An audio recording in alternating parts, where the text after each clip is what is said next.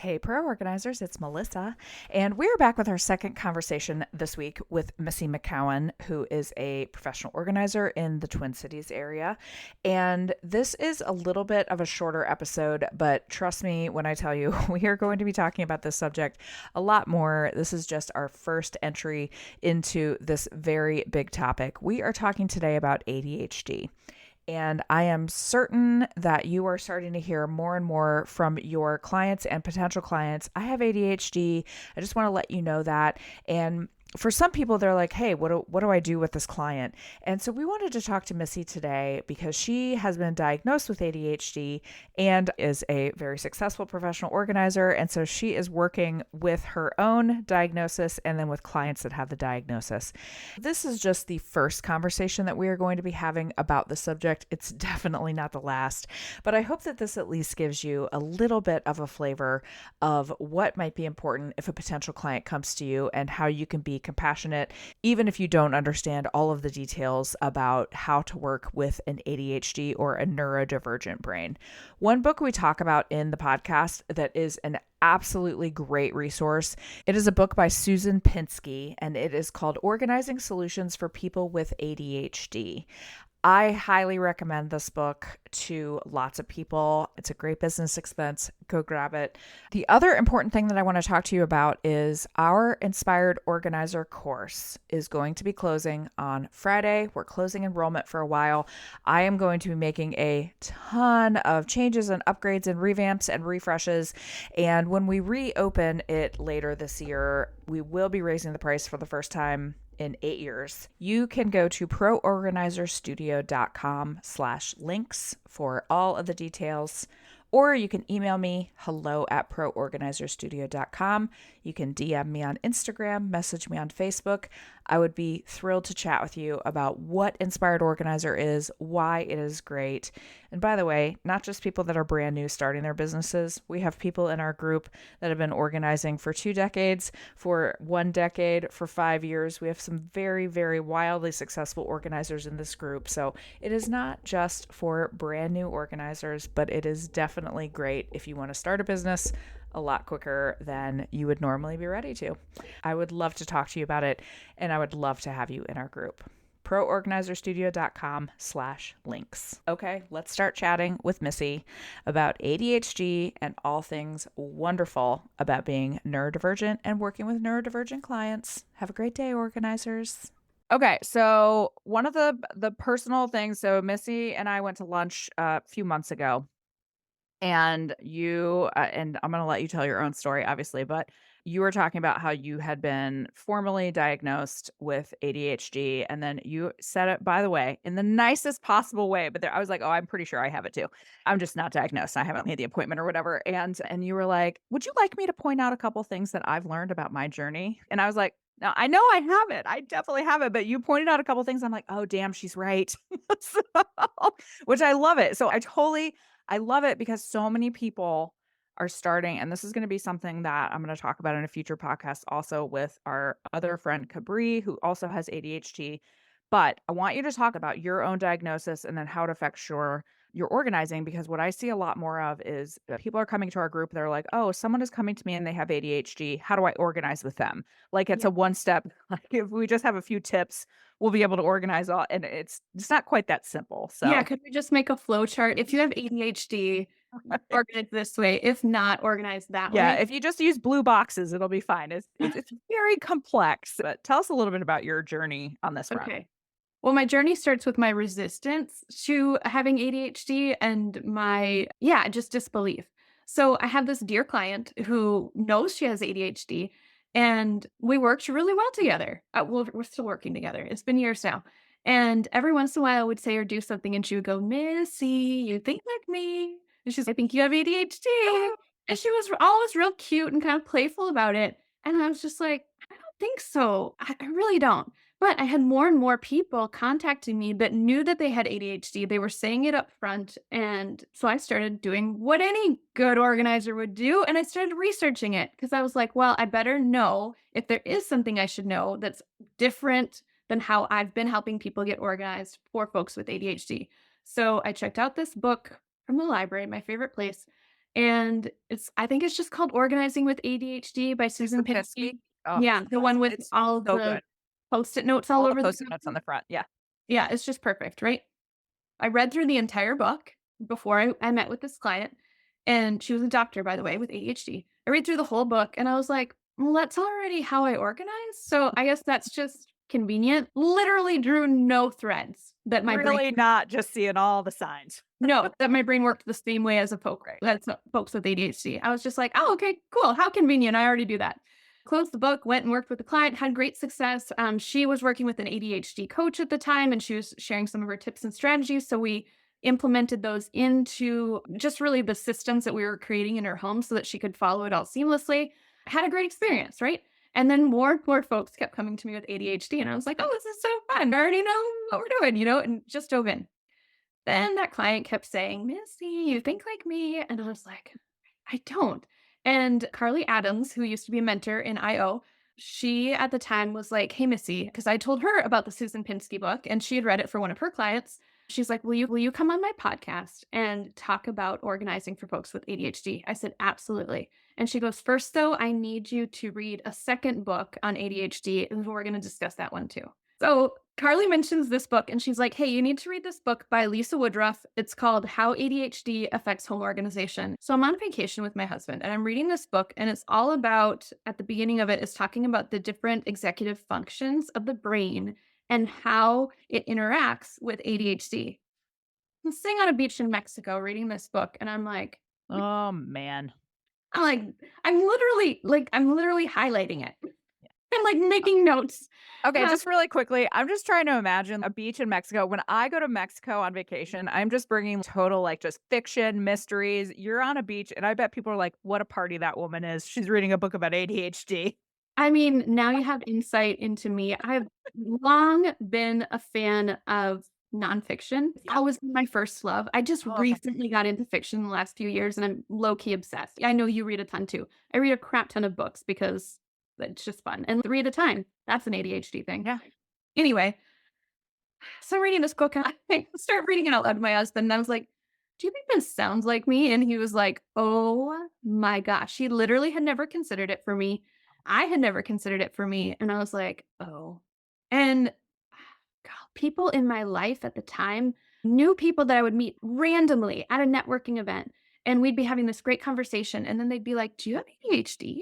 And I was like, not that I know of. And they were like, oh, okay. And then I actually became friends with that girl. She's now a member of the team. She's wonderful. But I asked her, I'm like, what made you say that? And she goes, oh, we just went on so many rabbit trails, but you were tracking all of them and it didn't seem phased by it. And I said, oh, yeah, no, that doesn't faze me. And I'll have clients apologize to me. Sorry, I've kind of been all over the place. And I'm like, have you? Mm, I I'm haven't noticed. tracking. Yeah, we're good. Keep going. Anyway, I read the book and I was like, shoot. So now what? So I was like, fine, I'm gonna go to get tested. I just am gonna go get tested and figure it out. And maybe this would explain why some days when I have an admin day, I have a really hard time deciding what to focus on first because it all seems important and I want to get all of it done. But then there's almost like this paralysis to it. Man, do I have all sorts of tools now to really connect with my clients and just a level of understanding. So I go, it's a 3-part test, which I mean, this is probably just an ADHD nerd thing, but I loved all the tests. I thought they were so fascinating and I wanted to know like how well I did on them. Yeah, right. Did I get an A? Yeah. Did I pass that one? I could brag about one particular one. It was the math one. And she goes, Missy, almost no one gets the last question right. And I was like, thank you. You wanna be like, "Am I better than all the other ADHD clients that you deal with?" That's what I would be saying. But well, here's the other thing. She totally lied to me about one thing. So here's a little known fact about me. I'm not the person that you want installing even your IKEA Calyx system, which has 2 screws. Like, you do not want me building something for you Okay. at all. But I have wonderful gals on my team and guys who are really great at that. And it's to make up for me. There was this puzzle. I think it was only 4 pieces, and you just had to turn it different ways to make it do different things. And I could not, for the life of me, figure out. And the woman giving the test, God bless her, was so kind and patient. She's like, don't worry. A lot of people struggle with that. Well, guess what? I've since become friends with a psychologist who gives ADHD tests to people. And she goes, That's not true. She goes, the puzzle part's easy. She's like, they were lying to you. I was like, I knew it. I knew it was easy and I was screwing it up. So So, I'm gonna wrap myself out on something. I'm terrible at stuff like that. Like, I have, like when you're saying this right now, I'm very old and I still have a visceral memory of on the SAT, there was like, "Fit this thing into the" like, what space does this piece fit into? And my brain doesn't work that way, and I was yeah. with my niece a few weeks ago, and she got a new game that was like, you had these blocks and you had to put them like, match them with their like pieces. She's in 3rd grade, and she was legit kicking my ass, and when I say kicking my ass, I mean, she would do the thing in about 5 seconds, and I was still on the first piece, and she's like, "Aunt Melissa, you're not very good at this." "No, I'm not. Yeah, I could play No, with I'm you not."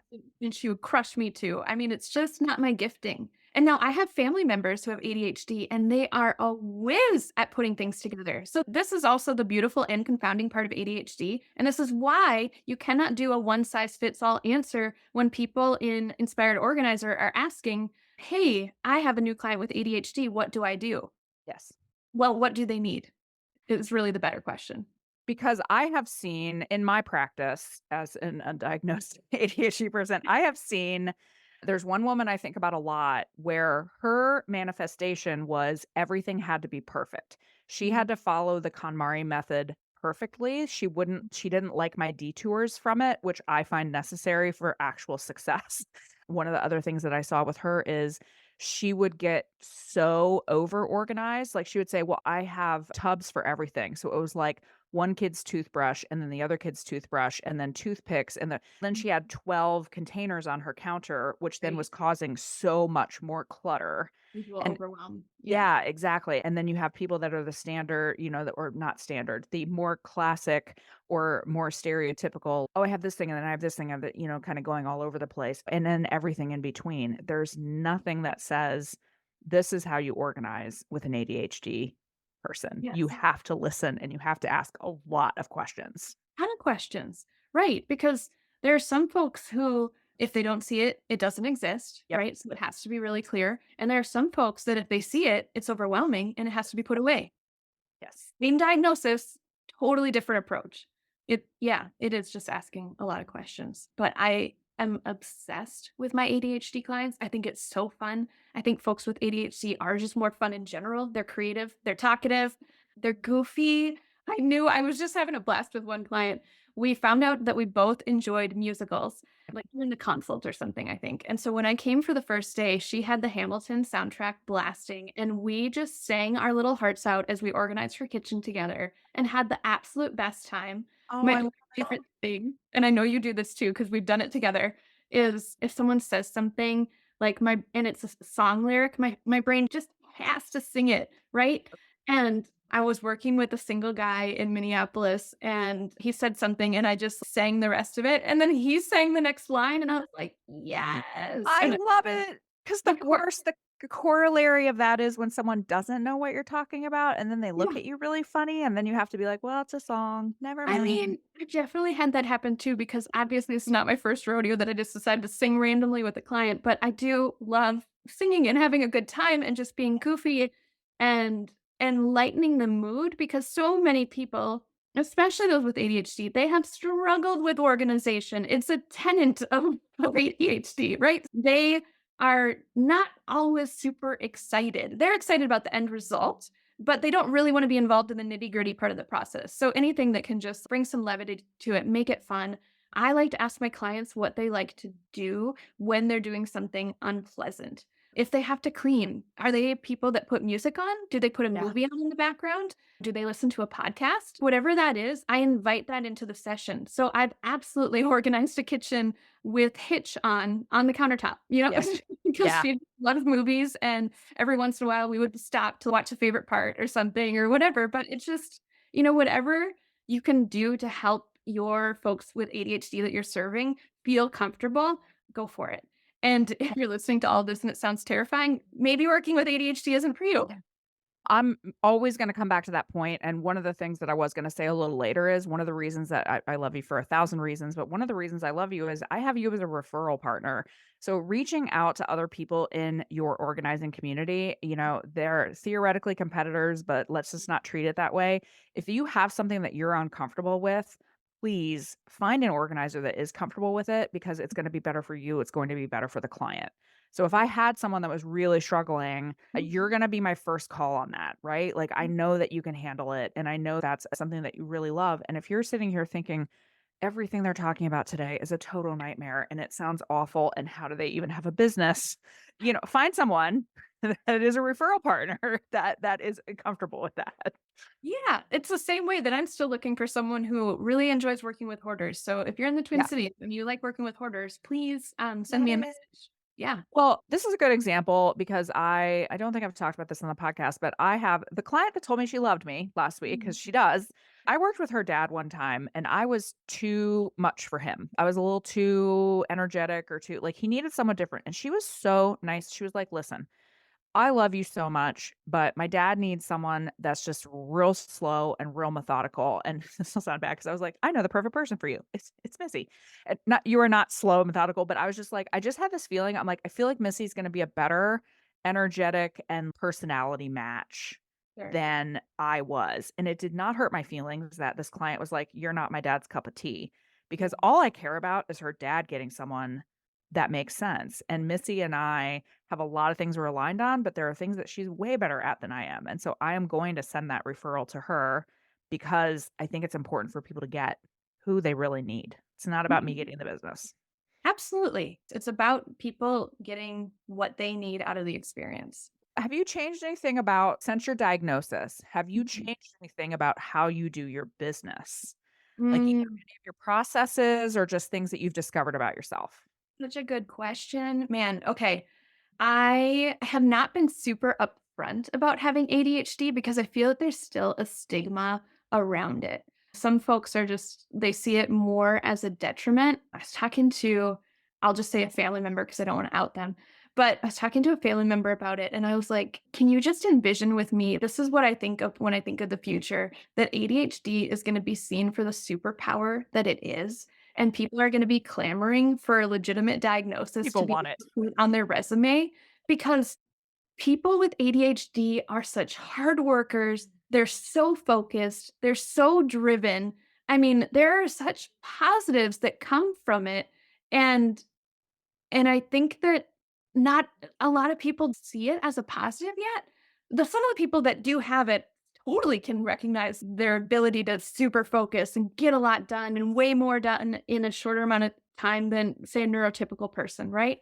Because you can just block out the world and get in the zone, right? And that's awesome when that happens. I tend to do that sometimes on my organizing projects. Sometimes with certain team members, I'll be like, if you see me just going too far in, just call Yeah. me out, Just pull me out. if you need something, just tap me on the shoulder because I'm going in.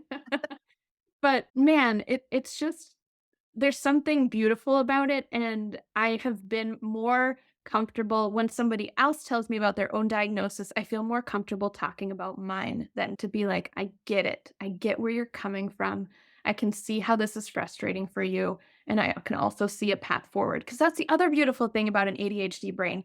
All they wanna do and this is a client who taught me this, she said, "All an ADHD brain wants to do is solve problems all day." And she goes, "So you walk into somebody's house and you go, 'Doop, doop, doop, doop, doop. I see how I can fix this. I can make this better for you. I can make this a space that you're gonna wanna be in and wanna spend time in.'" And she goes, "I have an ADHD brain, but I can't do that in my own house." And I'm like, "Yeah, you're too close to it." I mean, I've also had an organizer in here helping me organize my office because I was too close to it. I mean, Yep. they asked the same kind of questions that I ask at a consult, but I was like surprised by my own answers. I was like, "Oh, yeah, there is a better spot for that. That makes way more sense." I've pointed this out before. Therapists have their own therapists, right? Yeah. Like we all, when it's our own stuff, you just don't see it as clearly in the same way that we'll go into a client's house and be like, "Why can't they fix this? This was so easy. They're going to pay me a lot of money to fix this very easy thing." They can't see the path. We see Mhm. the path, but when it's your own stuff, it is so much less clear. That is common of everyone. Yeah, that's true. So, when do you think I mean, because I feel like one of the things that it's definitely happened in the last few years, people are getting a lot more comfortable with any sort of mental health diagnosis, I think. Clients will be very upfront. I have depression, I have anxiety, and they will talk sometimes about things that family members are really going through that are tough. Mhm. I definitely feel like there's more of a path toward this will become extremely common and you're going to hear it all the time. And if you have it yourself when you're comfortable, I do think that if you can promote that as a niche, I'm not just saying you, I just mean any No, organizer I listening to this. If you're yeah. comfortable with that, throw it out to the world because I do think that there are people that are like, oh, you will see, hear, and understand me Mhm. better than this Mhm. person who, like Sarah was saying, who's been perfect forever and ever. It might not be that comfort zone. Right. ADHD is going to be something that we're going to have to talk about a lot more Mm. because it is definitely like one of the things Capri and I talked about is either you have a legitimate diagnosis or you have a TikTok diagnosis. It's just one Yeah. of those things. I call it ADHD curious. Yeah, 80. That's amazing. Curious, yeah. I love it.